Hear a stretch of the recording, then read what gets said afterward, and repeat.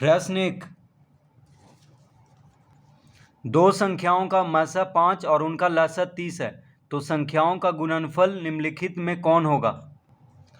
तो दो संख्याओं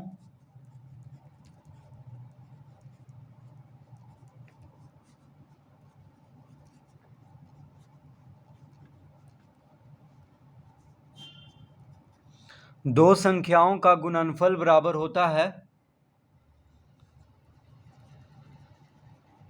मसा गुना लसा। ठीक है, दो संख्याओं का गुणनफल बराबर होता है मसा गुना लसा। तो मसा कितना दिया हुआ है? मसा है 5 और लसा है 30। ठीक है, दो संख्याओं का मसा दिया हुआ है 5, दो संख्याओं का लसा दिया हुआ है 30, यानी दो संख्याओं का महत्तम समापवर्तक दिया हुआ है 5 और दो संख्याओं का लघुत्तम समापवर्त दिया हुआ है 30, यानी दो संख्याओं का लघुत्तम, महत्तम और लघुत्तम दोनों दिया हुआ है। तो दो संख्याओं का गुणनफल बराबर होता है मसा गुना लसा, यानी महत्तम गुना लघुत्तम। तो इसका उत्तर आ जाएगा 30 × 150, यानी दो संख्याओं का गुणनफल हो जाएगा 150। तो बस मसा और लसा को गुना कर देंगे, यानी महत्तम और लघुत्तम को गुना कर देंगे, तो निकल जाएगा दो संख्याओं का गुणनफल। प्रश्न 2, दो संख्याओं का गुणनफल निम्नलिखित में किसके बराबर होता है? तो दो संख्याओं का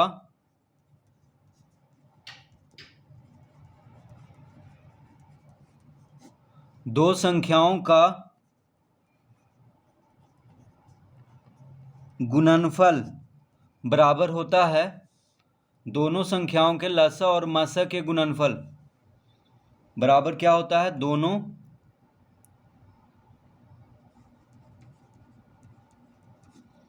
दोनों संख्याओं के लसा और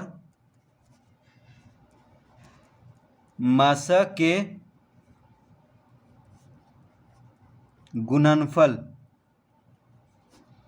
तो दो संख्याओं का गुणनफल किसके बराबर होता है? तो दोनों संख्याओं का जो लघुत्तम होगा और महत्तम उसके गुणनफल के बराबर होता है दो संख्याओं का गुणनफल।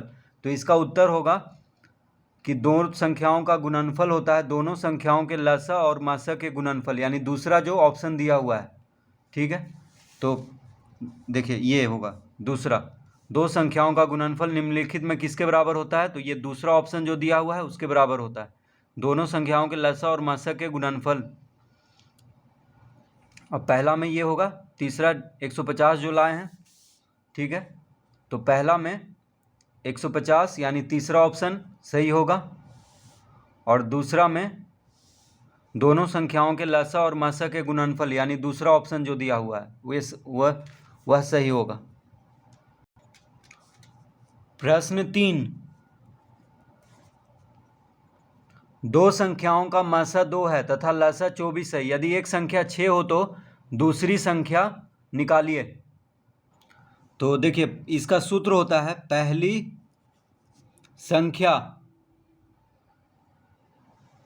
संख्या गुना दूसरी संख्या बराबर मसा गुना लसा। तो पहली संख्या गुना दूसरी संख्या बराबर क्या होता है? मसा गुना लसा, यानी मसा हो गया महत्तम और लसा हो गया लघुत्तम। तो पहली और दूसरी संख्या का जो गुणनफल होगा वह उस संख्या का महत्तम और लघुत्तम के गुणनफल के बराबर होगा, ये सूत्र कहता है। ठीक है, तो यहाँ पे प्रश्न में दिया हुआ है कि एक संख्या 6 हो, एक संख्या 6 दिया हुआ है, दूसरी संख्या निकालना है। मसा कितना है? 2 है और लसा कितना है? 24 है। तो पहली संख्या गुना दूसरी संख्या बराबर महत्तम गुना लघुत्तम होता है। ठीक है, तो पहली संख्या 6 दिया हुआ है दूसरी संख्या ज्ञात करना है। महत्तम यानी मासा दिया हुआ है 2, लघुत्तम यानी लासा दिया हुआ है 24।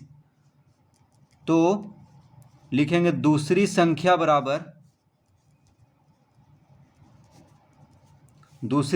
बराबर 2 गुना 24/6। तो 6 यहाँ पे दूसरी संख्या के साथ गुना में है, बराबर के बायां तरफ। देखिए बराबर के बायां तरफ 6 और दूसरी संख्या गुना में है। तो 6 को जब बराबर के दायां तरफ भेजेंगे तो भागा में हो जाएगा, ठीक है, यानी बटा में आ जाएगा। तो 2 गुना 24/6 कर देंगे। दूसरी संख्या बराबर क्या हो जाएगा, मासा गुना लसा बटा पहली संख्या, यानी 6 इधर आके भागा में हो जाएगा बराबर के दायां तरफ, क्योंकि बराबर के बायां तरफ गुना में है। तो 6 चौक 24 काट लेंगे, यानी 4 दूना 8 आ जाएगा। तो दूसरी संख्या बराबर 8 होगा इसका उत्तर।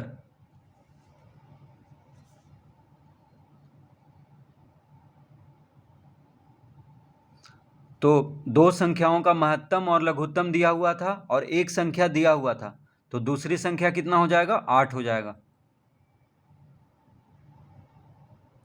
यानी मासा गुना लसा करके पहली संख्या से भाग दे देंगे तो इसका उत्तर आ जाएगा। तो ये सूत्र याद रखना है, इसी पे बैठा देना है। तो पहली संख्या गुना दूसरी संख्या बराबर मासा गुना लसा। प्रश्न 4, 2 संख्याओं का गुणनफल 1008 है और उनका लसा 168 है, तो उनका मासा निकालिए। तो 2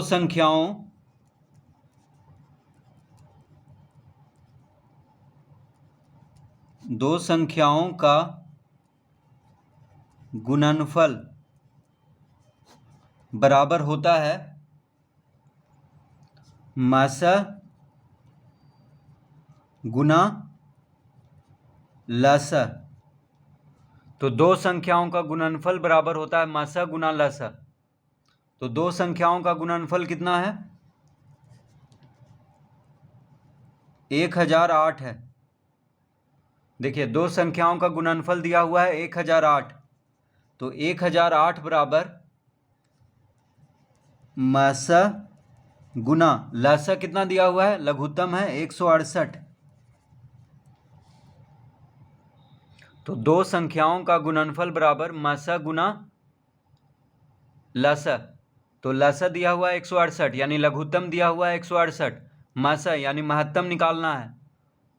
तो दोनों संख्याओं का महत्तम और दोनों संख्याओं का लघुत्तम दिया हुआ है और दोनों संख्याओं का गुणनफल भी दिया हुआ है।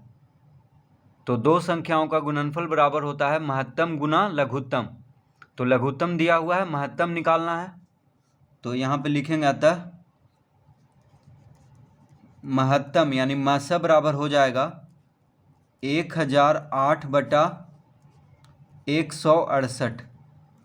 तो देखिए मासा के साथ 168 क्या है, भाग गुना में है। मासा के साथ 168 गुना में है बराबर के दायां तरफ। तो जब 168 को बराबर के बायां तरफ भेजेंगे तो भागा में हो जाएगा। तो 1008/168, यानी 2 संख्याओं का गुणनफल को लघुत्तम से भाग दे देंगे तो निकल जाएगा महत्तम, ठीक है। तो बस क्या किए हैं, 168 को इधर कर लिए हैं, इधर गुना में है तो इधर जाके भागा में हो जाएगा, यानी 1008/168।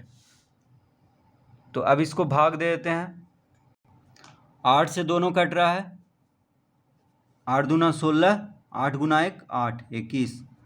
8 से देखिए ये भी कट रहा है, 8 गुना 1 8, 2 20 हो गया इधर, तो 8 दूना 16, 8 छक 48, ठीक है। 8 से दोनों कट रहा था, तो 21 गुना 8 होता है 168, 21 अठी 168, और 126 गुना 8 होता है 1008। अब 21 छक 126 होता है, 21 छक 126, यानी इसका उत्तर आ जाएगा 6। तो मासा यानी महत्तम समापवर्तक हो गया 6। तो 2 संख्याओं का गुणनफल दिया हुआ था और लघुत्तम दिया हुआ था, तो महत्तम कितना होगा, 6 होगा। 1008 को 168 से भाग देंगे तो कितना आएगा, 6 आएगा।